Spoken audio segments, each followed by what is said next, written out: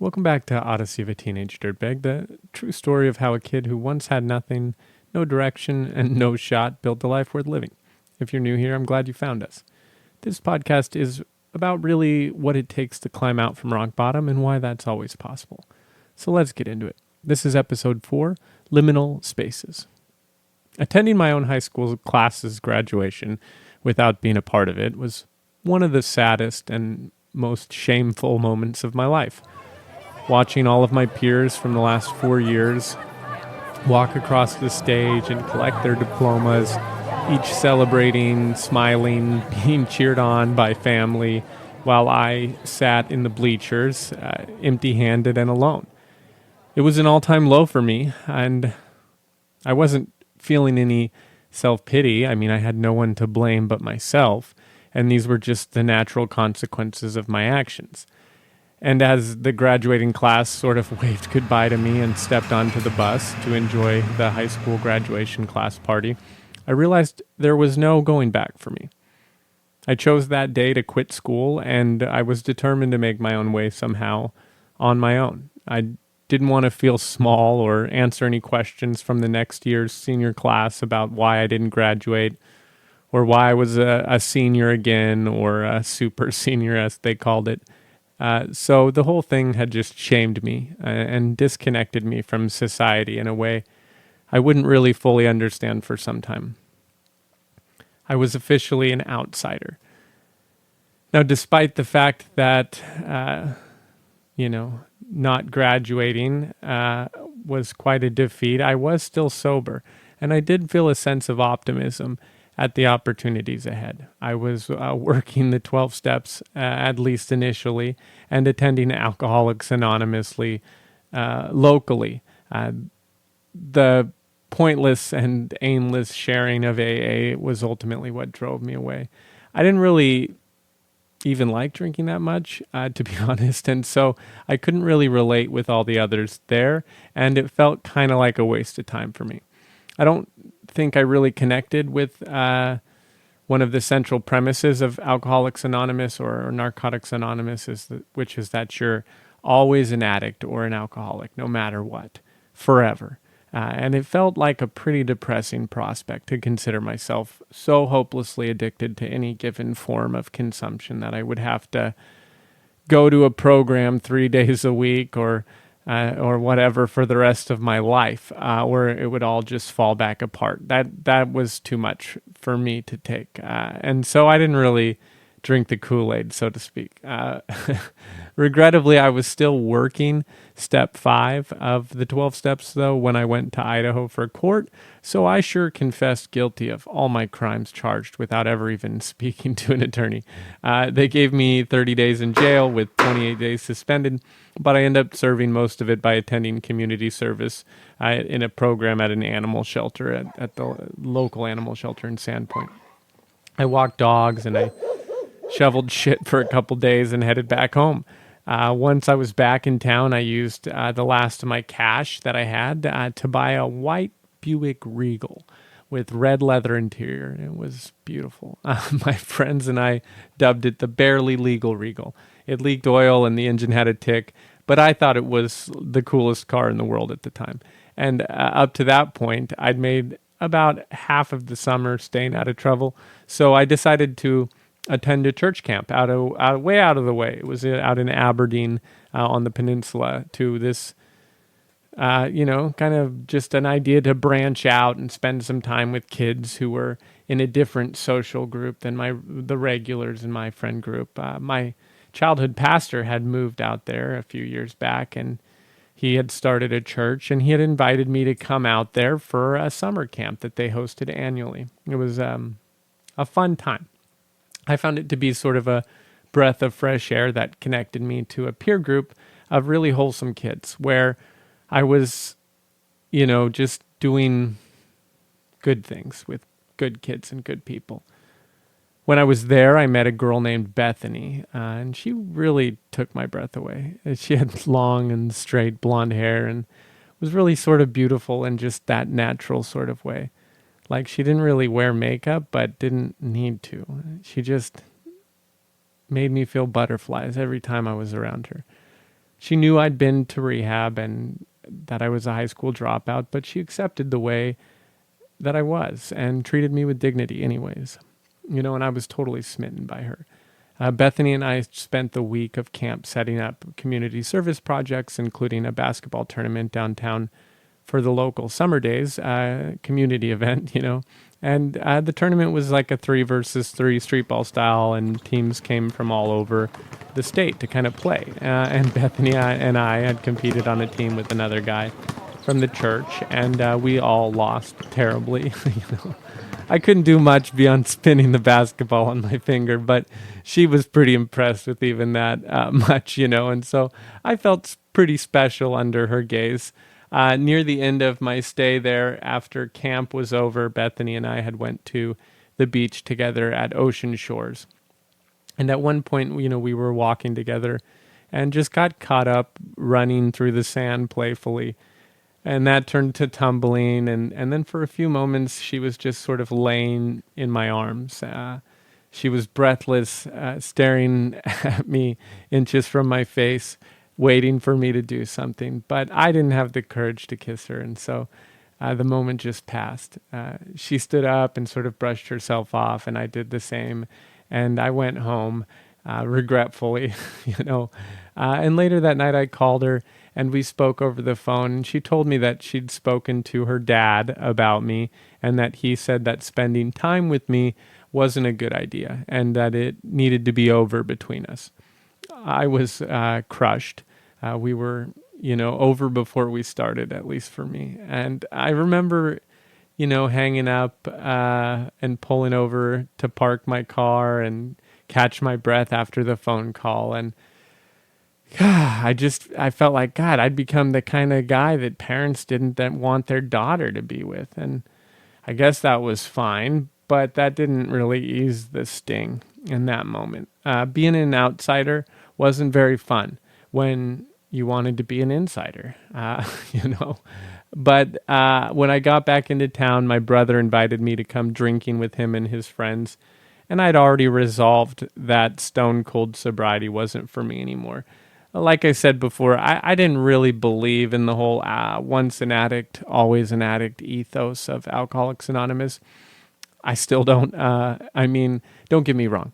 There are definitely some people that need to go cold turkey and just stay away from booze forever. Whether it's from mental health or personal trauma, they just can't turn the switch off. But I'd always believed that true self-control and true balance is just being able to manage your drinking and use through discipline. And so that's, to me, is mostly achievable. It's sort of the courage isn't the absence of fear, but the ability to overcome it argument. And I think that's the kind of self-control I always wanted to have and regulate over my own use. So I went drinking with my brother and started hanging out with a new friend group that he'd developed in my absence. The group was really just a handful of guys that all lived together at a rental house near Allen York Park. Their names were Matt, Derek, and Rob, and they mostly would just sit around the house during the day drinking and smoking blunts. There was never really much else going on out there. We didn't play or watch movies or play video games or really even leave the house beyond going to the skate park nearby. We just would drink and smoke blunts and listen to rap music. I would go to pick up my neighbor, Jason, and and with my brother in the Buick Regal, and we would just kind of bump 2001 or Chronic, or Lake Registration, or any other number of rap albums around, just popping in and out of the guy's place for a blunt or some drinks before heading back to the park. I'd started selling weed again. I had to keep cash in my pocket, and the skate park was an easy place to turn bags. Seattle used to host a big marijuana festival every year called Hemp Fest, and by that time, it had really become an annual tradition for my group of friends. Weed was still illegal in Washington, but it was basically the only time of year you could go and smoke weed in public and just celebrate the culture with really limited fear of repercussions. It was like the only place where you could, have a marijuana out and be next to a cop, for example. And the whole event was sort of dubbed as a free speech event, which is how they kind of got away with all of that. Anyways, all of the guys wanted to go in sort of a caravan, so we loaded up a few cars, including my Buick, and headed into the city. Walking into the gates of Hempfest is unreal.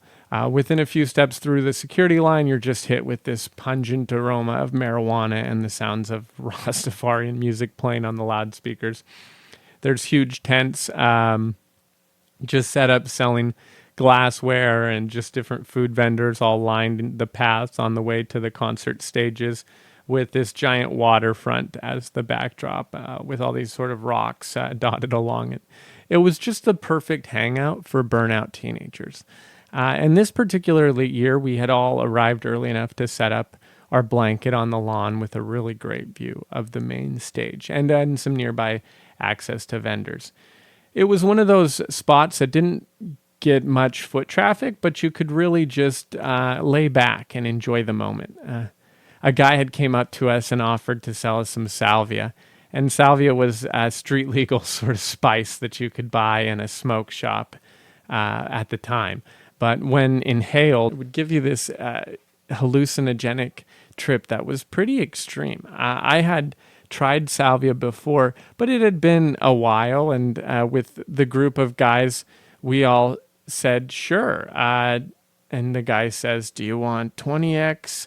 30x or 80x, he asks us, holding out a few different containers with some, weird little black granules inside. 80x, I said back, and he gave us some instructions with a cautionary tale about the potency, and then he was off and on his way. And so following his instructions, we put some in a pipe and smoked it, each of us taking a deep hit and counting about to 30 seconds. Upon exhaling, sirens just started wailing. Suddenly I look up and there's this warning siren going off near the train tracks, and everybody around us starts panicking. It must have been some kind of bomb or something, so folks start running and scrambling for the exits as this loudspeakers wailing like a World War II air raid siren, So I look at my companions who are panic-stricken and wide-eyed at the sound, and I say, we got to get out of here. We stand up quickly, and they just say, okay. And we all just start scrambling to grab our blankets and sheets that we'd laid out for a really perfect spot.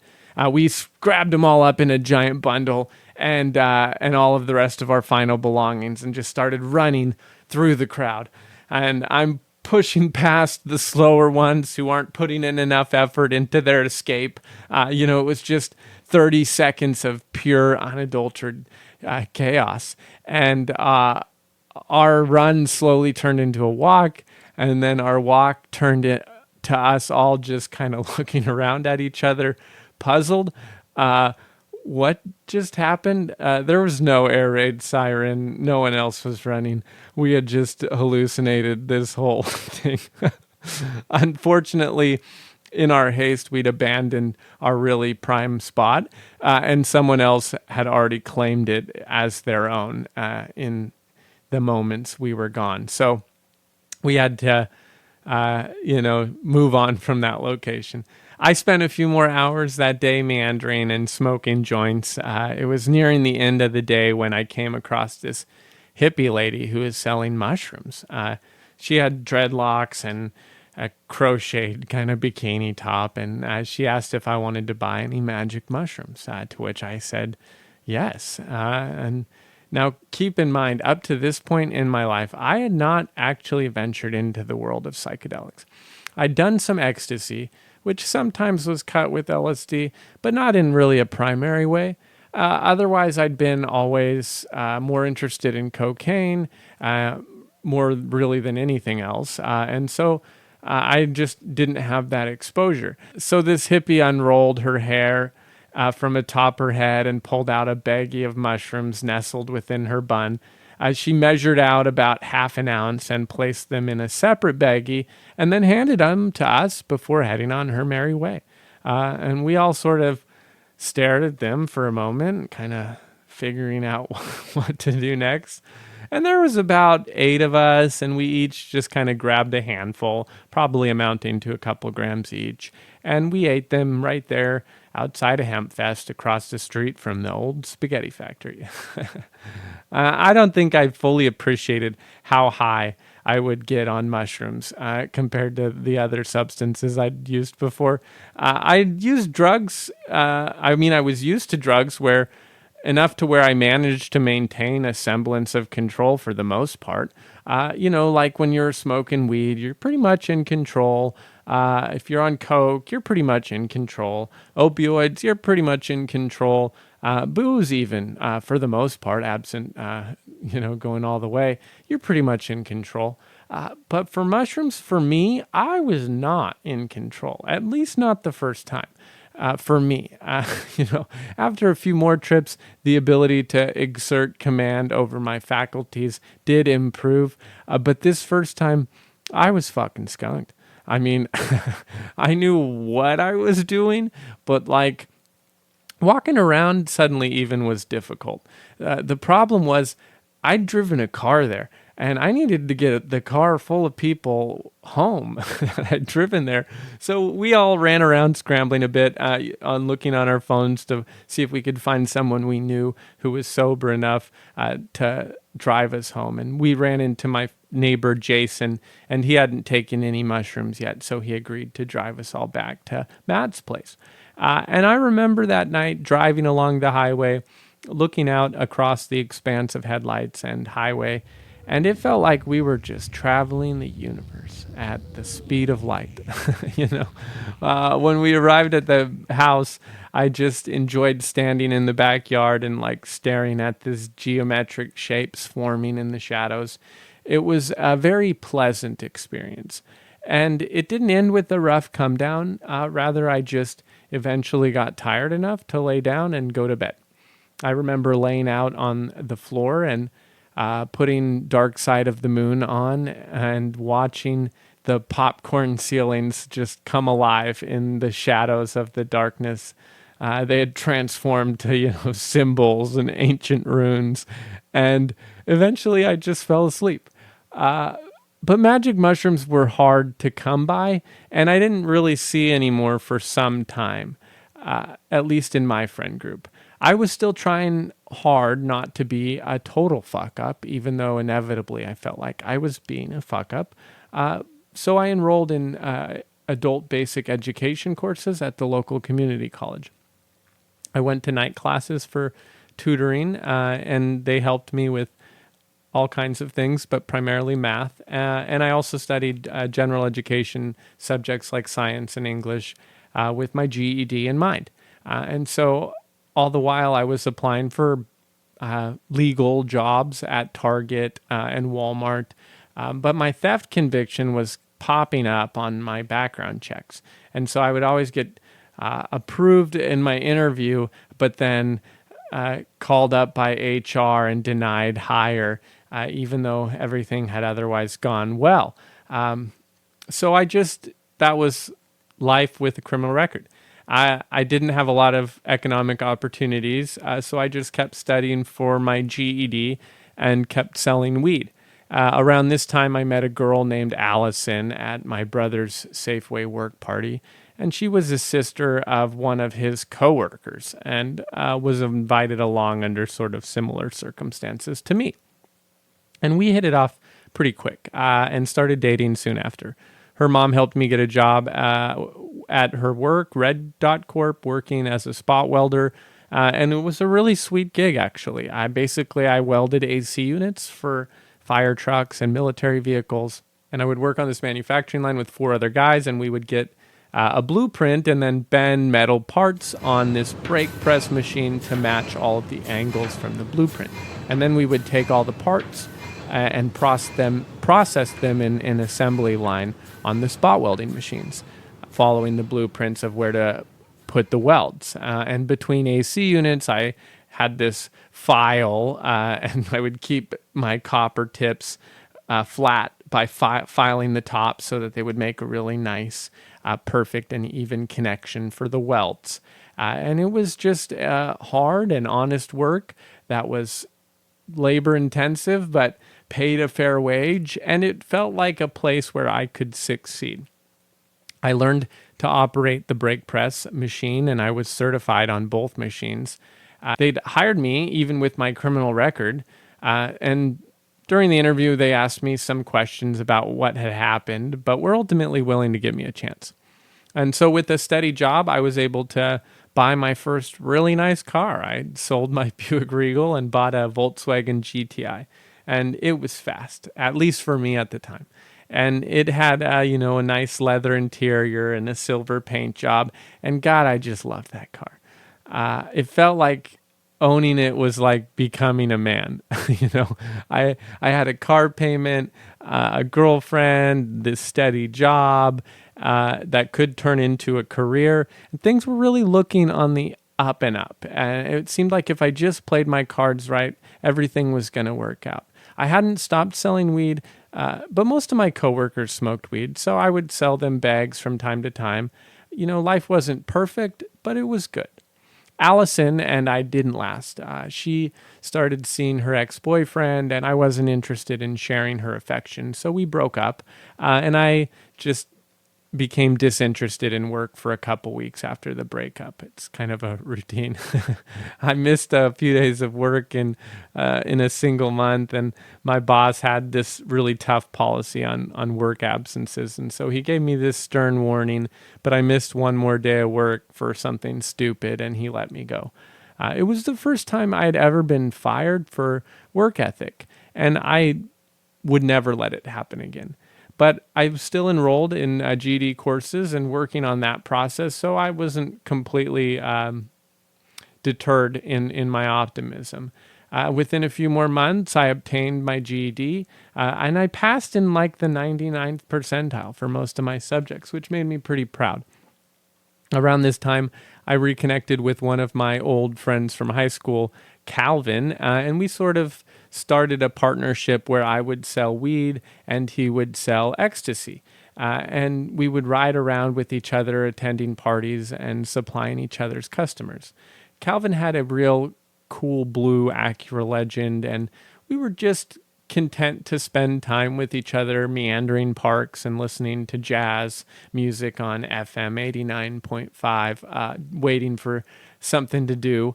Our friend Justin was frequently with us as well, and we just had a slow pace of life. It was our own sort of summer of love.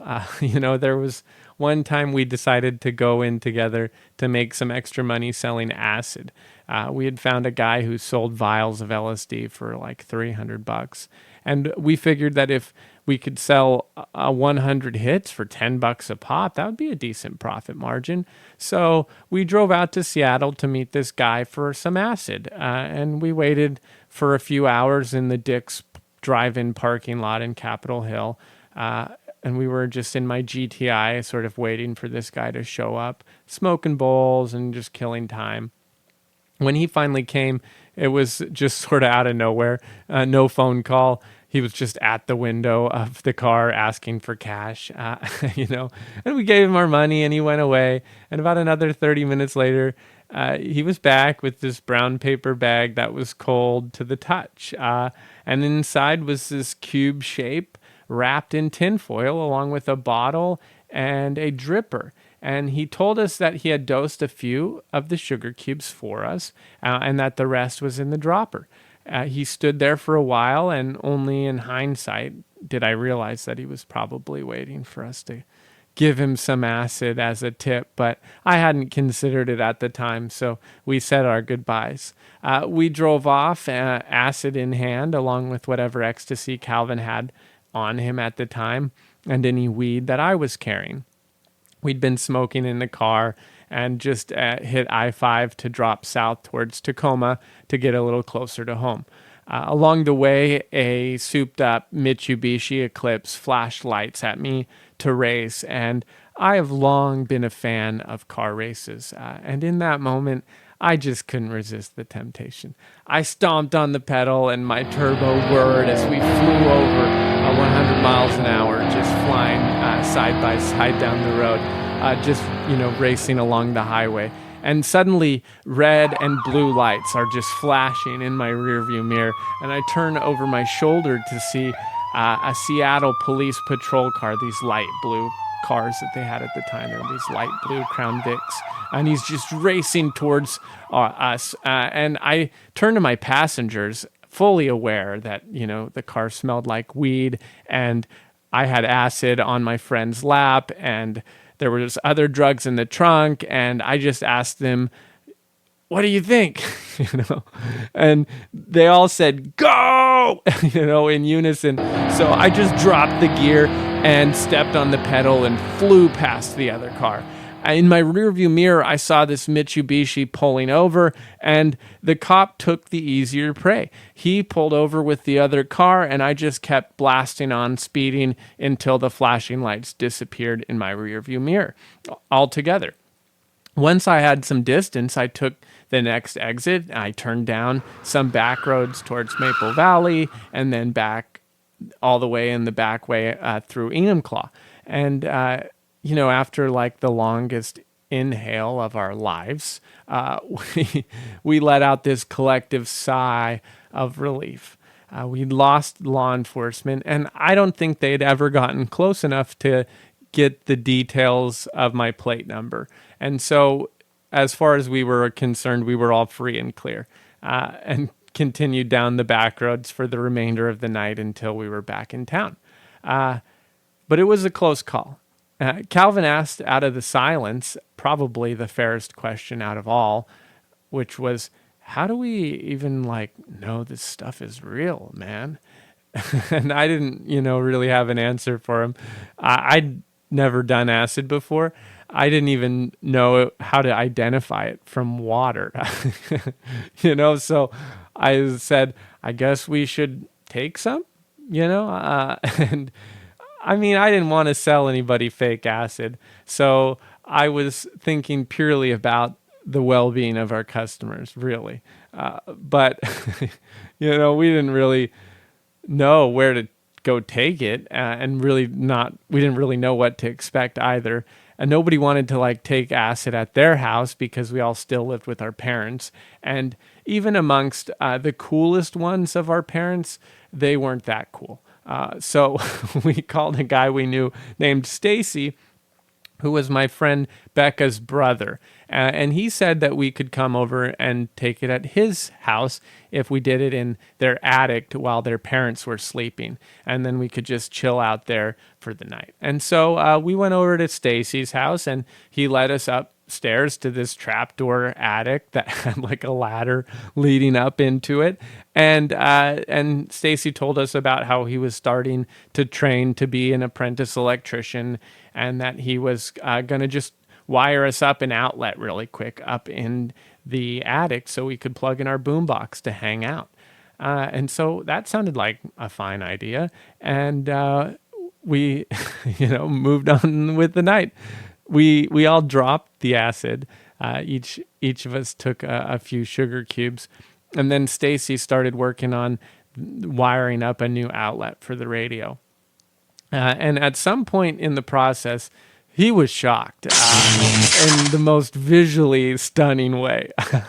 I watched electricity pass from his body to Calvin, to Justin, to me, and I knew in that moment we were getting high.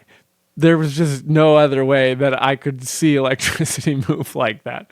And then there was this crane fly in the left corner of the attic that kept flying near a light bulb that we had turned on above us. And each time it would swoop down, its wingspan just seemed jarringly significant, bigger than it should be. And when we finally turned on the radio after we had the outlet wired in, the sound of the voice from the radio that came through the speakers was so warbled and hilarious. We just laughed, for a few minutes listening to the sound of the radio. And, that was where the trip was starting. It was in full swing.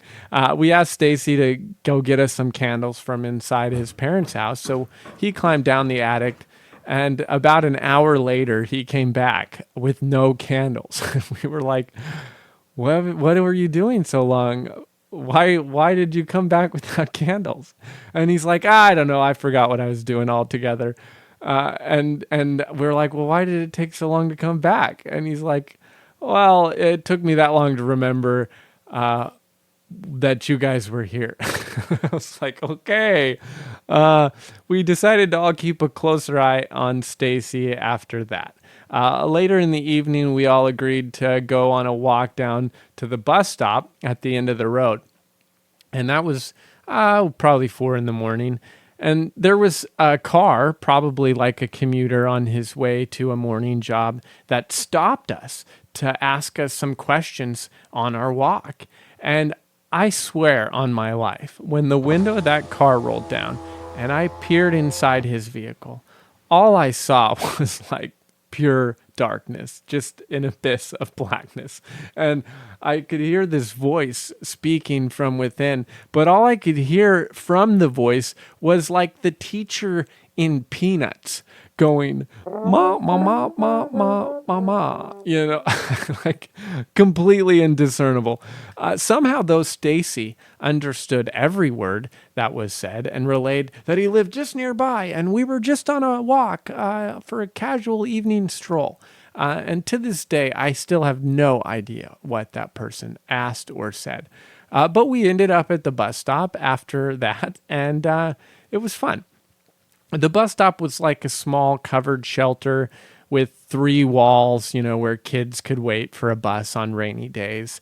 And each time a car passed by us that night, we would all just meld into the shadows of the bus stop, contorting our arms and legs in severe angles to blend in perfectly with our backdrop.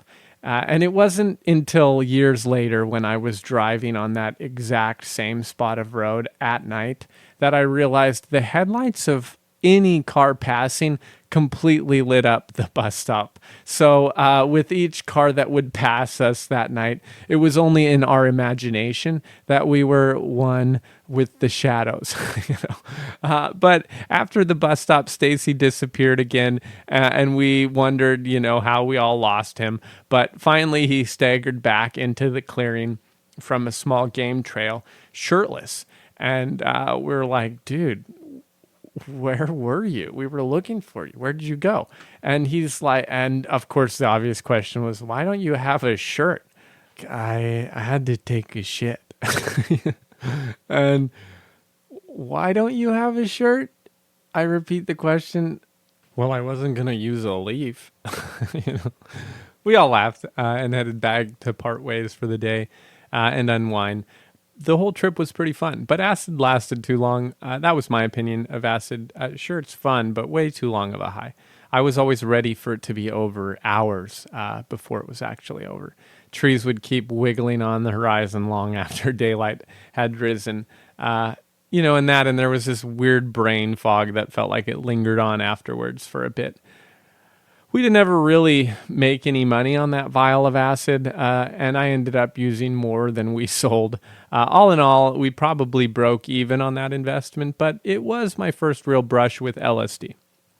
Things were fun, but they really weren't. There was this emptiness to it all. The partying, the drug use, living on the edge of the law, it was exhausting in its own way. And money wasn't ever easy and never came cheap. I felt like I was getting near the end of the line. Things weren't as bad as they were before rehab, but they weren't good either. I'd learned discipline and I'd stopped all my criminal activity that had harmed others. But there were a few crimes I was willing to commit. But as I saw it, that was the government's fault for making certain things illegal where they should have been legal. But I wasn't really progressing otherwise, and life wasn't without risks. Things were getting more serious, and our close calls with law enforcement were getting only closer. We were all only one bad traffic stop away from serious felonies and prison time. I remember one day Matt asked me to give him a ride to the bank in Sumner, so I picked him and Rob up at their house by Allen York Park and then drove down to Key Bank across from Fred Meyer at the bottom of Eli Hill. Matt went in and I waited for about 15 minutes and he had came back out and got in the car. He said we needed to go because go to a different bank because they wouldn't let him cash his check there. So we drove all the way back up the hill to Bonnie Lake to the Key Bank there. And I waited again in my car with Rob until suddenly we were swarmed by police. They commanded me to put my hands up and to exit the vehicle, and I did as they asked. They searched my car and Rob's backpack and found a fifth of Crown Royal and some marijuana seeds. But otherwise, they were satisfied that was all we had. They asked me about my friend who apparently had been trying to cash fraudulent checks at several banks that day. I explained that I knew nothing, and that was actually true. They must have believed me because they let me and Rob go without any more questions, only confiscating the items in the backpack.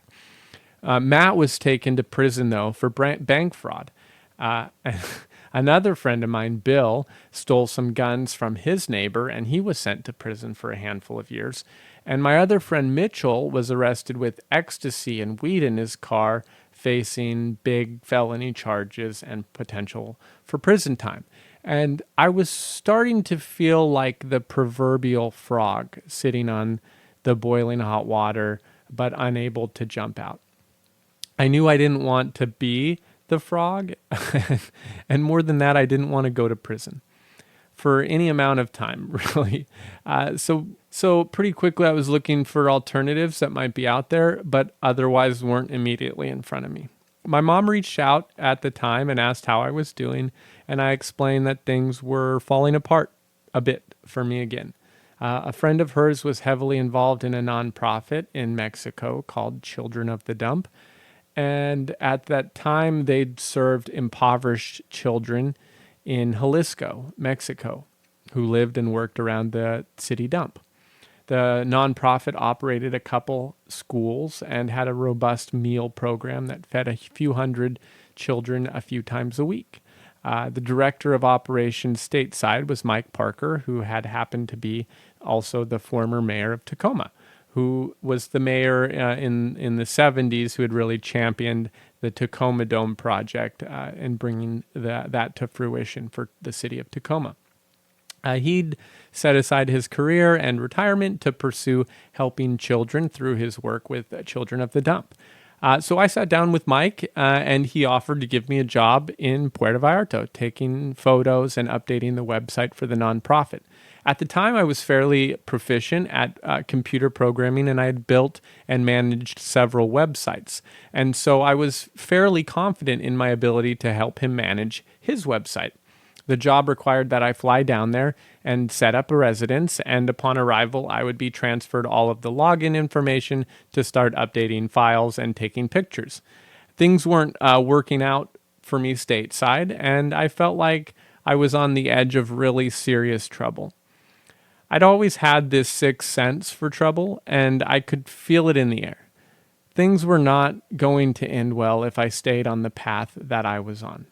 I'd been given a second chance in rehab, and I was already blowing it by going back to a life of crime. I wasn't struggling with any active addictions in that way. If rehab had taught me anything, it was really self-control and personal management. I was disciplined, at least in that way. But I wasn't living out my full potential, and I knew I could do better.